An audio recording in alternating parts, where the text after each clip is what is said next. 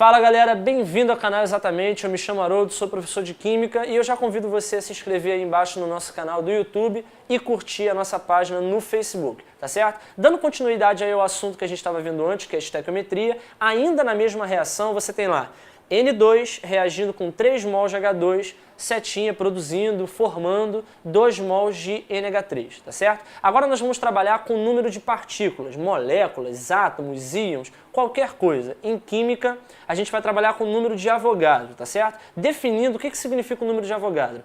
Esse número te diz qual é a quantidade de partículas contidas em 1 mol daquela determinada substância. Então, o número é 6 vezes 10 elevado a 23. Tá certo? Então, esse número significa o seguinte: 1 mol de moléculas de água tem 6 vezes 10 a 23 moléculas de água. 1 mol de sódio tem 6 vezes 10 a 23 átomos de sódio. Qualquer coisa você pode trabalhar com 1 mol, 6 vezes 10 a 23 partículas dessa, entre aspas, coisa. Tá certo? Então, acompanhe comigo no quadro agora o enunciado dessa questão.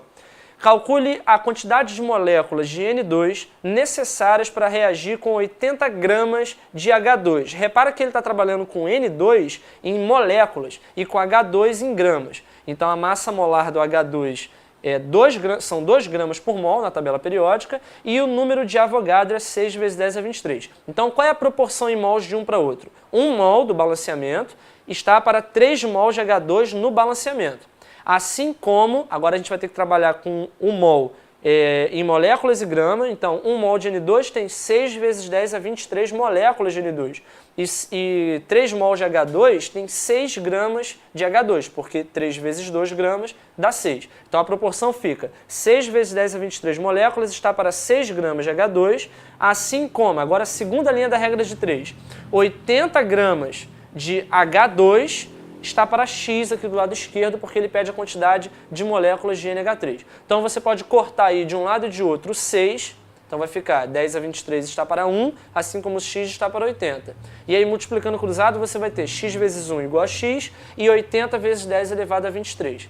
Então esse número não pode ser apresentado como resposta, a gente tem que andar com uma vírgula para a esquerda para ficar na forma de uma notação científica. Então x é igual a 8 vezes 10 elevado a 24 moléculas de N2. Então volta aqui para mim, sempre que trabalhar com moléculas em química, você é obrigado a usar a constante de Avogadro. Cada mol tem 6 vezes 10 a 23. Fechando então a parte de estequiometria simples, são 4 grandezas que a gente trabalha.